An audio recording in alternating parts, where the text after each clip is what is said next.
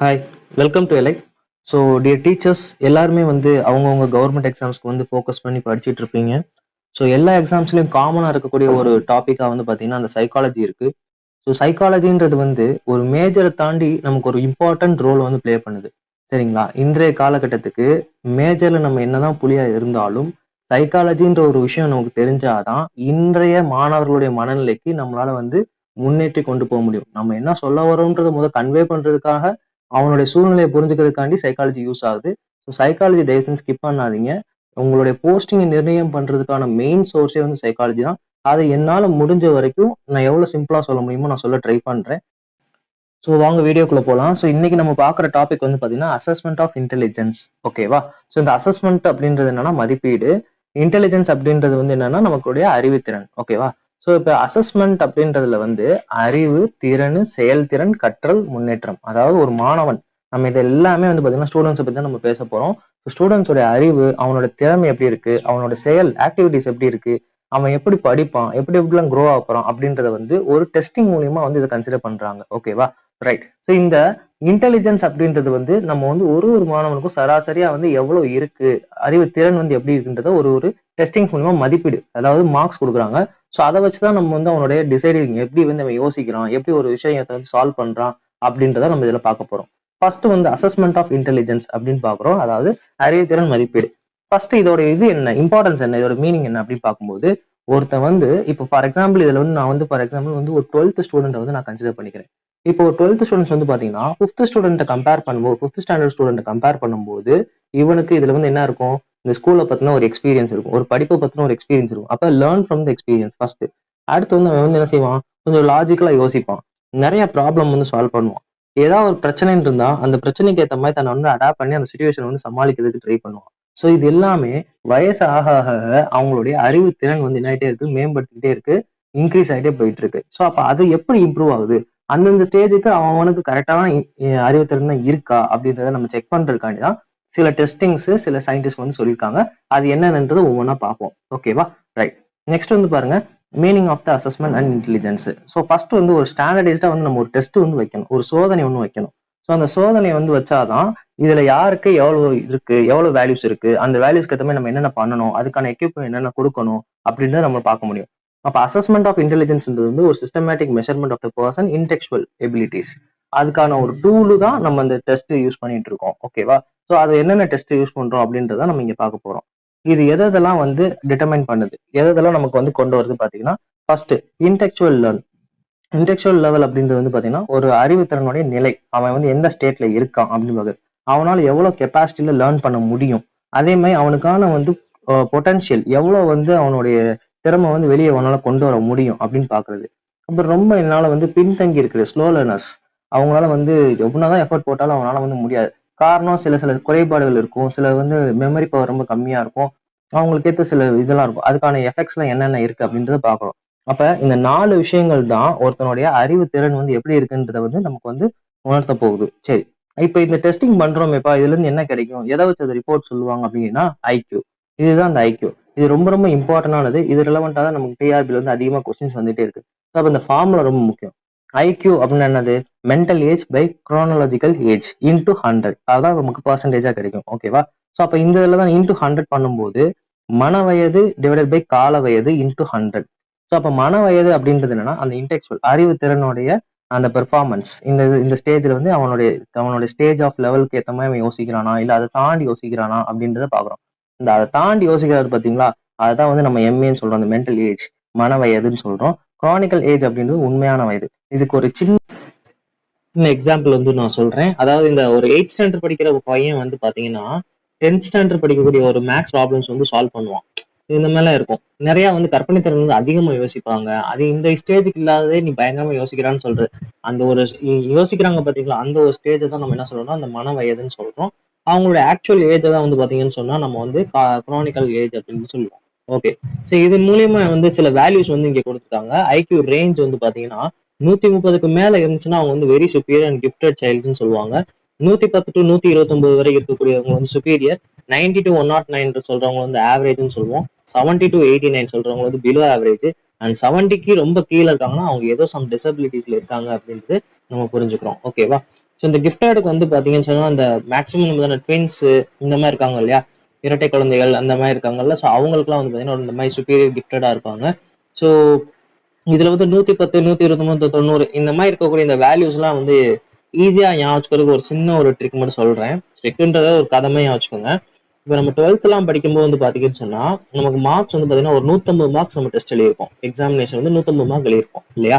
So இப்போ ஞாபகம் வச்சுக்கோங்க, ஒரு மேக்ஸ் கொஸ்டின் பேப்பர் கொடுக்குறாங்க, பப்ளிக் எக்ஸாம் எழுதுறோம். அந்த மேக்ஸ் கொஸ்டின்ல வந்து 150 மார்க்கு வந்து பாத்தீங்கன்னா டஃபா கேட்டுக்காங்க கொஸ்டின். ஸோ 130க்கு மேல வரவங்க தான் நம்ம வந்து டாப்பர்னு சொல்றோம். அப்ப அவங்க தான் வெரி சுப்பீரியர், நல்ல மார்க் எடுத்திருக்காங்க. அதே மாதிரி 110 மார்க் எடுத்தவங்களை வந்து பாத்தீங்கன்னு சொன்னா நம்ம என்ன சொல்றோம்னா அவங்கள சுப்பீரியர்னு சொல்றோம். அதாவது ஓகே இவங்க எல்லாம் வந்து ஓரளவுக்கு டாப்பர்ஸ் நெருங்கி வந்துட்டாங்க அப்படின்னு சொல்றோம். அப்ப இந்த 90க்கு கீழே 90 எடுத்திருப்பாங்க பாத்தீங்களா, அவங்கள ஃபுல்லாமே ஆவரேஜா எடுத்திருக்காங்கப்பா, உன்னோட ஆவரேஜ் மார்க்கே 90 தானா அப்படின்னு சொல்றோம். இந்த 70 எடுத்தவங்க எல்லாத்தையுமே என்ன சொல்றோம்னா நீங்க எல்லாம் ஃபெயிலுப்பா அப்படின்னு சொல்றோம். அப்ப இந்த 70க்கும் காட்டிலும் கீழே போறாங்க பாத்தீங்களா, அவங்க எல்லாம் ஏதோ டிசபிலிட்டில இருக்காங்க அப்படின்றது நம்ம சொல்ல வரோம். இப்போ நம்ம ஸ்கூல்ஸ்லயே வந்து பாத்தீங்கன்னா சில ஸ்கூல்ஸ்ல வந்து பாத்தீங்கன்னா இந்த மாதிரி மாணவர்கள் வந்து ஒரு 5 சப்ஜெக்ட் இருக்குன்னா 5 சப்ஜெக்ட்லயுமே ஃபெயில் ஆயிட்டே இருப்பாங்க, கண்டினியூஸா ஃபெயில் ஆயிட்டு இருக்கானா அவனை வந்து ஒரு கவுன்சிலிங் ஒன்று அனுப்புவாங்க. அதாவது அவனுக்கு வேற எதுவும் பிரச்சனைகள் இருக்கா இல்லையான்றது ஒரு சர்டிபிகேட் வேணும்னு சொல்லுவாங்க. ஸோ அந்த மாதிரி இருக்கக்கூடிய அந்த ஒரு ஐக்யூ நேச்சர் தான் வந்து பாத்தீங்கன்னா அந்த பிலோ 70. அதுக்கு மேல இருக்கவங்க வந்து பாத்தீங்கன்னா ஒரு ஆவரேஜா இருப்பாங்க, அவங்களை கொஞ்சம் நம்ம ட்ரெயின் பண்ணோம்னா வந்துருவாங்க. ஆவரேஜஸ் உங்களுக்கு ஆட்டோமேட்டிக்கா தெரியும், அவங்களுக்கு கொஞ்சம் டெவலப் பண்ணிட்டே கொண்டு வந்தோம்னா அடுத்தடுத்து முயற்சி பண்ணி கொஞ்சம் இன்னும் கொஞ்சம் நல்ல மார்க் எடுக்க ட்ரை பண்ணுவாங்க. ஸோ அப்ப இதெல்லாம் பேஸ் பண்ணி தான் இப்ப நமக்கு வந்து பாத்தீங்கன்னா ஐக்யூ அப்படின்ற ஒரு ரேஞ்சை பிரிச்சு அவங்க ஒரு சில கேட்டகரிஸ்ல கொடுத்துருக்காங்க. ஸோ அதை தான் நம்ம இங்க வந்து சொல்லியிருக்கோம். மிக உயர்ந்த அறிவுத்திறன், இந்த superior, average, below average, intellectual disabilities, இந்த மாதிரி வந்து 4 தான் வந்து என்ன செஞ்சிருக்காங்கன்னா பிரிச்சு வச்சிருக்காங்க. ரைட். ஸோ இதுக்கு அடுத்து வந்து பாத்தீங்கன்னா இந்த டெஸ்ட்னு சொல்றாங்களே, அவங்க போய் என்னப்பா செய்வாங்க, அந்த கவுன்சிலிங் என்ன டெஸ்ட் கொடுப்பாங்க அப்படிங்கிறதுனா அதை நம்ம ஸ்பிளிட் பண்ணிருக்கோம். ஃபர்ஸ்ட் வந்து ஒரு இண்டிவிஜுவல் டெஸ்ட் கொடுப்பாங்க. இண்டிவிஜுவல் டெஸ்ட் அப்படின்றது என்னன்னா 1-on-1. நான் அந்த இமேஜ்ல காமிச்சிருக்கேன் பாருங்க, ஒரு டீச்சர் ஒரு ஸ்டூடெண்ட் வச்சு என்ன செய்வாங்கன்னா ஃபர்ஸ்ட் அவங்களுக்கான வந்து அடிப்படையா இருக்கக்கூடிய வெர்பல் டெஸ்ட், அதாவது எழுத்துலாம் கரெக்டா எழுதுறாங்களா, அதுக்கு அடுத்து வந்து நம்பர்ஸ் கரெக்டா சொல்றாங்களா, மெமரி பவர் அதிகமா இருக்கா, லாஜிக்கா திங்க் பண்றாங்களா அப்படின்ற தனிப்பட்ட முறையில வந்து தனியா ஒருத்தர் உட்கார வச்சு என்ன செய்வாங்கன்னா டெஸ்ட் பண்ணுவாங்க. அதைத்தான் இங்க வந்து பாத்தீங்கன்னா 2 விதமான சயின்டிஸ்ட் இங்க வருவாங்க. இது ரொம்ப முக்கியம், சரிங்களா. இது ரொம்ப இம்பார்ட்டன்ட். ஏன்னா இதை பத்தி என்னன்றதை டீட்டெயிலா சொல்றேன் கேளுங்க. ஸோ இந்த டெஸ்ட்ல வந்து பாத்தீங்கன்னா Stanford, finite and intelligence scale. Peanut அப்படின்றவர் வந்து பாத்தீங்கன்னா ஸ்டான்ஃபோர்ட் அப்படின்றது வந்து பாத்தீங்கன்னா அது வந்து ஒன்றும் இது கிடையாது, இது யூனிவர்சிட்டி, சரிங்களா. ஸ்டான்ஃபோர்ட் அப்படின்றது வந்து யூனிவர்சிட்டி. இதுல முக்கியமா வந்து பாத்தீங்கன்னா இந்த பீனட் அப்படின்றவரும் இந்த பீனட்டும் இன்னொன்று வந்து பாத்தீங்கன்னா டெர்மன், இதையும் வச்சுக்கோங்க டெர்மன். இந்த டெர்மன் அப்படின்றவரும் இந்த பீனட் 2 பேருமே வந்து ஒண்ணுதான். ஆனா அந்த பீனட் அப்படின்றவர் வந்து இந்த இன்டெலிஜென்ஸ் ஸ்கேலை வந்து உருவாக்கி இருப்பாரு. அதை கரெக்ட் பண்ணவர், திருத்தினவர் யாருன்னா இந்த டெர்மன். இந்த ரெண்டுமே இம்பார்ட்டன்ட், ஞாபகம் வச்சுக்கோங்க. ஏன்றது கடைசியா சொல்றேன். அதே மாதிரி இந்த வெஸ்லர் அப்படி இன்டெலிஜென்ஸ் ஸ்கேல் இருக்கு பாத்தீங்களா, இவரும் வந்து குழந்தைகளுக்கான யூஸ் பண்ணிருப்பாரு. இவங்க 2 பேருக்கு என்ன டிஃபரன்ஸ்னு கேட்டீங்கன்னா, இவர் இந்த பீனட் அப்படின்றவர் வந்து பாத்தீங்கன்னு சொன்னா குழந்தைகள் வந்து பாத்தீங்கன்னா ஸ்மால் ஏஜ்ல இருந்து அன்டில் அடல்ட் வரைக்கும் நம்ம யூஸ் பண்ணிக்கலாம். சின்னவங்க இருந்து பெரியவங்க வரைக்கும் நம்ம என்ன செஞ்சுக்கலாம்னா இந்த டெஸ்ட் வந்து யூஸ் பண்ணிக்குவாங்க. அதே மாதிரி இந்த பீனட் அப்படின்றவர் வந்து பாத்தீங்கன்னா இந்த மன வயது அப்படின்ற வந்து ஒரு விஷயத்த வந்து அவர் தான் கொண்டு வந்தார். எம்ஏ அப்படி அந்த மன வயது அப்படின்ற ஒரு விஷயத்த வந்து என்ன செஞ்சாருன்னா அவர் தான் வந்து கொண்டு வந்திருப்பாரு. அதுக்கடுத்து வந்து பாத்தீங்கன்னு சொன்னா இவர் இந்த டெஸ்ட்னால என்னென்ன கொண்டு வந்தாலும் logical, memory, verbal, numerical, problem solving, இந்த மாதிரி விஷயத்த எல்லாத்தையுமே வந்து என்ன செஞ்சாருன்னா அந்த டெஸ்ட்டுக்குள்ள அந்த ஒரு சின்ன சின்ன காம்பனன்ட்ஸை ஆட் பண்ணி கொண்டு வந்திருந்தாரு. சரி, இந்த வெஸ்லர் அப்படின்ற இந்த இந்த சயின்டிஸ்ட் வந்து என்ன செஞ்சிருப்பாருன்னு பாத்தீங்கன்னா ஸ்டூடெண்ட்ஸ்க்கு வந்து அதாவது 6ல இருந்து 16 வயது வரைக்கும், அதாவது 6 to 16 இந்த ஏஜ்ல இருக்காங்க பாத்தீங்களா, இவங்களுக்கு மட்டும்தான் இந்த டெஸ்ட் வந்து ஒபே பண்ற மாதிரி கொண்டு வந்திருப்பாரு. அதுல மெயினா என்ன செஞ்சிருப்பாருன்னா இந்த வெர்பல் பெர்ஃபார்மன்ஸ், எழுத்துக்கள் சொல்றது வைக்கிறது, அதுக்கடுத்து மெமரி பவர், அப்புறம் ஒரு ஒரு செயலை சொல்லி அந்த செயல் செய்யறாங்களா இல்லையான்ற டெஸ்ட் பண்றது, இந்த மாதிரி ஆக்டிவிட்டி பேஸ்டான விஷயங்கள் எல்லாத்தையுமே டெஸ்டிங்ல கொண்டு வந்திருப்பாரு. ஸோ இந்த 2 சயின்டிஸ்டுமே வந்து ரொம்ப இம்பார்ட்டன்ட் தான். நிறைய கொஸ்டின்ஸ் இதுல இருந்து கேட்கறாங்க, அது என்னன்றது நான் கடைசியா சொல்றேன். இப்போ அடுத்து வந்து பாத்தீங்கன்னா இண்டிவிஜுவல் டெஸ்ட் பத்தி நம்ம தெரிஞ்சுக்கிட்டோம். ஸோ இதுக்கு அடுத்து வந்து பாத்தீங்கன்னா குரூப் டெஸ்ட். குரூப் டெஸ்ட்ன்றது இப்போ நம்ம ஸ்கூல்ல யூஸ்வலா நடக்கிறது தான். ஒரு எக்ஸாமினேஷன் கண்டக்ட் பண்ணி அந்த கண்டக்ட் பண்றது மூலமா ரிசல்ட் சொல்றது, இது எல்லாமே. ஸோ வெர்பல் டெஸ்ட் அப்படின்றது வந்து பாத்தீங்கன்னா நான் இந்த ஒரு இமேஜ் சொல்லிக்க பாருங்க, டாக், டிஓஜி டாக், லெட்டர்ஸ், இது மூலியமா வந்து நம்ம அந்த பசங்களை வந்து டெஸ்ட் பண்றது. அப்ப நான் வெர்பல் டெஸ்ட் என்ன பார்த்தோம், நல்லா பாருங்க, பிக்சர்ஸை வச்சு எழுத்தறிவு அந்த மாதிரி இல்லாத பசங்களுக்கு வந்து பாத்தீங்கன்னு சொன்னா ஃபர்ஸ்ட் வந்து என்ன செய்வாங்கன்னா படங்களை காமிச்சு அந்த படங்களோட பேட்டர்ன் சிம்பிள்ஸ் இது எல்லாத்தையும் வச்சு எக்ஸ்பிளைன் பண்ணி கொண்டு வந்த டெஸ்ட்டை கொண்டு வருவாங்க. வெர்பல் அப்படின்றது வந்து எழுத்துக்கள் மூலியமா வந்து இந்த டெஸ்ட்டை வந்து வச்சு கொண்டு வருவாங்க. ஸோ இது ரெண்டு டெஸ்ட் நம்ம பார்த்தாச்சு. நெக்ஸ்ட் வந்து பாத்தீங்கன்னா பெர்ஃபார்மன்ஸ் டெஸ்ட். பெர்ஃபார்மன்ஸ் டெஸ்ட் அப்படின்றது வந்து இப்போ நம்ம 12th வைக்கக்கூடிய ப்ராக்டிகல் டெஸ்ட் மாதிரி தான், இல்லை ஒரு ஆக்டிவிட்டி பேசிஸ்ல இருக்கும்.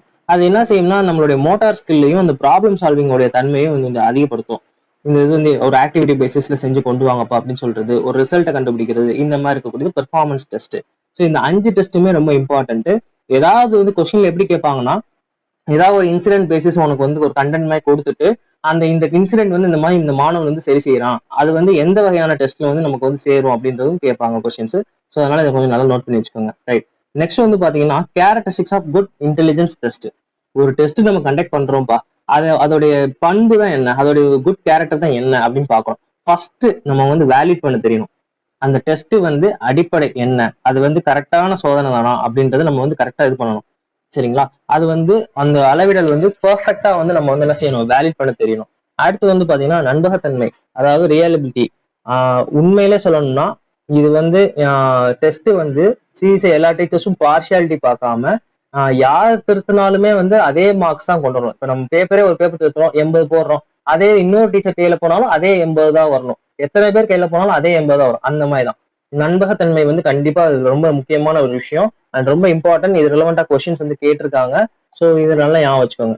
ஒரு டெஸ்ட் வந்து நம்ம பண்றோம்னா இது வந்து என் சொந்தக்கார பையன், இது வந்து என் அத்தை பையன் அப்படின்னு சொல்லி நம்ம மார்க் கூட போடாம கரெக்டான ஒரு வேல்யூ வந்து ப்ரெடிக்ட் பண்ண தெரிஞ்சிருக்கணும். நெக்ஸ்ட் வந்து பாத்தீங்கன்னா ஆப்ஜெக்டிவிட்டி.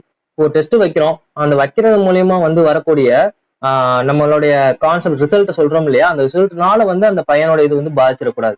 சில பேர் வந்து ஒண்ணுமே படிக்க மாட்டான் அவ்வளவுதான் வேஸ்ட் அப்படின்னு நம்ம சொல்லிட்டோம்னு சொன்னா அதையே அவங்க வந்து பிக்ஸடா எடுத்துக்குவாங்க. ஸோ அதனால வந்து அவங்களுக்கு வந்து என்ன செய்யக்கூடாது, அந்த கருத்து வந்து பாதிக்கப்படக்கூடாது. ஸோ அதுல வந்து நம்ம ரொம்ப கான்சியஸா இருக்கணும். ஸோ நெக்ஸ்ட் வந்து பார்த்தீங்கன்னா ஸ்டாண்டர்டைசேஷன். எல்லாருக்குமே காமனா தாங்க டெஸ்ட் வைக்கணும். ஸோ அப்போ காமனா தான் இருக்கணும். ஒரு கொஸ்டின் வந்து எடுக்கிறோம்னு சொன்னா அந்த கொஸ்டின் வந்து எல்லாருக்கும் காமனா இருக்கணும். அந்தந்த ஏஜ் குரூப்புக்கு அந்தந்த இதுல தான் நம்ம வைக்கணும். அதுதான் வந்து அடுத்து நார்ம்ஸ்ன்றது என்னன்னா 8th ஸ்டாண்டர்டுக்கு 8th ஸ்டாண்டர்ட் லெவல்ல தான் கொஸ்டின் இருக்கணும், 10th 10th லெவல்ல இருக்கணும், 12th 12th லெவல்ல இருக்கணும். அப்ப அந்தந்த நார்ம்ஸ் அந்தந்த அடிப்படையில தான் அவனோட ஸ்டேஜுக்கு ஏற்ற மாதிரி தான் நம்ம டெஸ்ட் வந்து கண்டக்ட் பண்ணிருக்கணும். இதுதான் வந்து அந்த ஐக்கியோடைய குட் இன்டெலிஜென்ஸ் டெஸ்ட். அந்த டெஸ்ட்டுக்கான கேரக்டரிஸ்டிக்ஸ் இதுதான். ஸோ அப்போ இது ரொம்ப இம்பார்ட்டன்ட். இதுல இருந்து கொஸ்டின்ஸ் கேட்கறாங்க.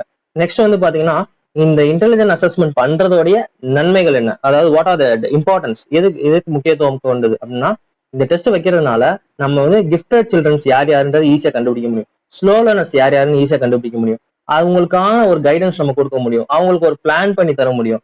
அதே மாதிரி அவங்களுக்கான ஒரு சிறப்பு அம்சங்கள் எஜுகேஷன் பிளேஸ்மெண்ட் எங்க போய் நம்ம ரீச் ஆகும் அப்படின்றத நம்ம சொல்ல முடியும்.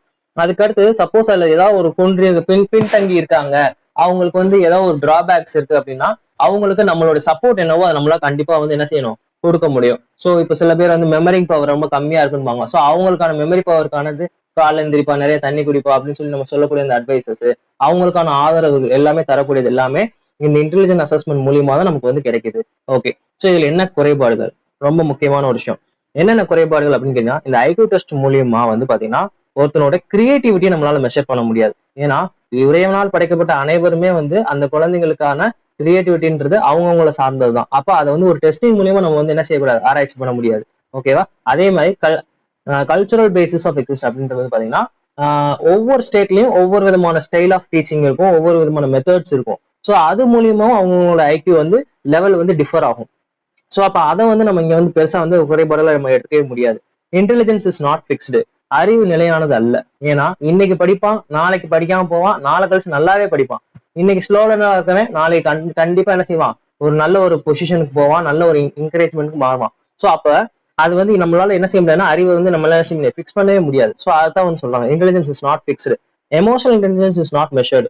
கண்டிப்பா வந்து உணர்ச்சி வந்து நுண்ணறிவு வந்து பாத்தீங்கன்னா நம்மளால வந்து அளவிடவே முடியாது. ஏன்னா ஃபீலிங்ஸ் வந்து ஒவ்வொருத்தனுக்கும் ஒவ்வொரு மாதிரி மாறும். சில பேர் ரொம்ப வெளியே போல்டா இருப்பான், ஆனா உள்ளுக்குள்ள மனசுக்குள்ள பயங்கரமா அழுதுட்டு இருப்பான். ஸோ அப்ப அந்த இதை வச்சு நம்ம ஒரு டெஸ்டிங் பண்ண முடிஞ்சு அதனால ரிசல்ட் கொடுக்க முடியுமா, கண்டிப்பா முடியாது. ஸோ அப்ப இதான் வந்து நம்ம குறைபாடுகளா வந்து பாக்குறோம். ஓகே. ஸோ இப்போ இந்த ஒரு டாபிக் நம்ம வந்து ஃபுல்லாவே பார்த்துட்டோம். ஸோ அப்ப இந்த பார்த்த டாபிக் எப்பயுமே நான் என்ன செய்வேன்னா ஒரு 5 கொஸ்டின்ஸ் எடுத்து நம்ம வந்து சால்வ் பண்றது என்னோட வழக்கம்.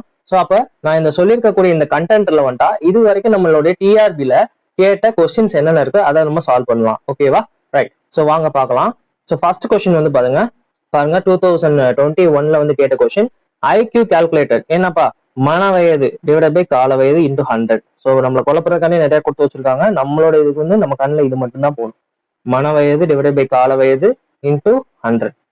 ஓகே. ஸோ செகண்ட் கொஸ்டின் வந்து பாருங்க, what is a good characteristics of intelligence test? எது நம்ம இந்த இதுல இருந்து பாக்குறோம் அப்படின்னு பார்க்கும்போது 2022 கேட்ட கொஸ்டின். ஸோ நமக்கு என்ன தேவை?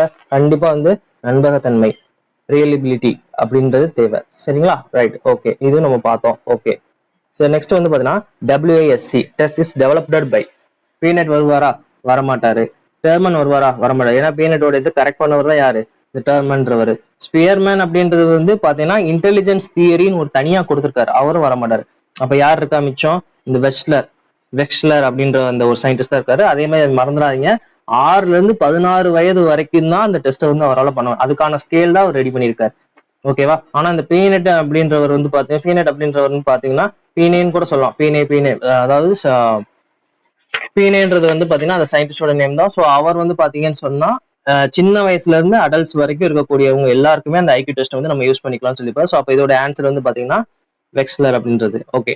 நெக்ஸ்ட் வந்து கொஸ்டின் பாருங்க, இது வந்து 2023 கேட்ட கொஸ்டின். அடுத்து வந்து பாத்தீங்கன்னா 2024 கேட்ட கொஸ்டின் பாருங்க. Intelligent test or useful for. அறிவுத்திறன் சோதனை பயன்பாடு யாருக்கு அப்படின்னு பார்ப்போம். ஸோ இது வந்து பாத்தீங்கன்னா ஃபர்ஸ்ட் வந்து பாருங்க, பனிஷிங் ஸ்டூடெண்ட்ஸ், தண்டிக்கிற அந்த மாணவர்களுக்கா, இல்ல ஐடென்டிஃபைங் த கிஃப்டட் சில்ட்ரன். நமக்கு கண்ண மூடிட்டு பார்த்தோன்னு தெரிஞ்சு இது வந்து என்னது? ஐடென்டிஃபைங் த கிஃப்டட் சில்ட்ரன்ஸ் தான். ஏன்னா அவங்களதான் வந்து நம்ம என்ன செய்யறோம், இந்த டெஸ்ட் மூலியமா யார் யாருன்னு கண்டுபிடிக்கும். அதே மாதிரி ஸ்லோ லேர்னர்ஸ் கொடுத்திருந்தாலும் அதுவும் கரெக்ட் தான். இதே ஆப்ஷன்ல வந்து ஸ்லோ லேர்னர்ஸ் இருந்தாலும் கரெக்ட் தான். ஸோ அப்ப நான் கொடுத்துருக்க அந்த பாயிண்ட்ஸை வந்து நல்லா படிச்சுக்கோங்க, ரொம்ப ரொம்ப முக்கியம். ஓகேவா? சரி, ரைட். ஸோ 2025 இதுக்கான கேட்கப்படும் கேள்வி, அந்த அதாவது கொஞ்சம் எக்ஸ்பெக்ட் பண்ணக்கூடிய விஷயங்கள், இல்லைன்னா நானா கிரியேட் பண்ண கொஸ்டினா கூட வச்சுக்கோங்க. இதனால பார்ப்போம். IQ does not measure the, எதை வந்து அதை அளவிடாது அப்படின்னு கேட்டிருக்கோம். ஸோ 100% நான் சொல்லிட்டேன், ஒருத்தவங்களோட எமோஷனல்ஸை வந்து நம்மளால என்ன செய்ய முடியாது, ஆராய்ச்சி பண்ண முடியாது, அளவிடவும் முடியாது. ஸோ ஓகே டீச்சர்ஸ், நான் வந்து என்னன்னா இந்த ஒரு டாபிக் நான் எடுத்திருக்கேன். அந்த ஒரு டாபிக்கான எக்ஸ்பிளனேஷனும் அதுக்கான PYQ கொஸ்டின்ஸும் நான் இங்க வந்து பார்த்துருக்கோம். ஸோ இதோ ஒரு வீடியோவுடைய எதுவும் மிஸ்டேக்ஸ் இருந்தாவோ இல்லை உங்களுடைய கருத்துக்கள் என்னவா இருந்தாலும் எனக்கு வந்து கமெண்ட் பண்ணுங்க. அண்ட் உண்மையிலேயே சொல்றேன், என்னுடைய சப்போர்ட் உங்களுக்கு எப்பயுமே இருக்கும். ஸோ மேற்கொண்டு வேற என்னென்ன டாபிக்ஸ் வேணும், அதெல்லாம் உங்களுக்கு வேணுமோ அது எல்லாத்தையும் எனக்கு கமெண்ட்ஸ் பண்ணுங்க. ஸோ சப்ஸ்கிரைப் பண்ணுங்க, உங்களோட ஃப்ரெண்ட்ஸுக்கு இதை கொஞ்சம் ஷேர் பண்ணுங்க. உங்களுக்கு என்னென்ன ஹெல்ப் வேணுமோ அது எல்லாத்தையும் எனக்கு கமெண்ட் பண்ணுங்க. தேங்க்யூ. ஐ ஹோப் நீங்க வந்து கொஞ்சம் நல்லாவே கத்துருப்பீங்கன்னு நினைக்கிறேன். இது திரும்ப ஒரு வாட்டி நோட்ஸ் எடுத்து ஒரு வாட்டி மட்டும் ரீகால் பண்ணி பாருங்க. அதுதான் நான் ஸ்டார்டிங்லேயே சொன்னேன், டோன்ட் மெமரி ஜஸ்ட் லிசன் அப்படின்னு சொல்லியிருக்கேன். ஸோ சொன்னதை மட்டும் கொஞ்சம் லைட்டா கிளியர் பண்ணி ஃபுல்லா ஓட்டி விடாம கிளியரா கேட்டு பாருங்க. திரும்ப படிக்கும்போது நமக்கு ஈஸியா வந்துடும். ஓகேவா? ஸோ தேங்க்யூ, பாய்.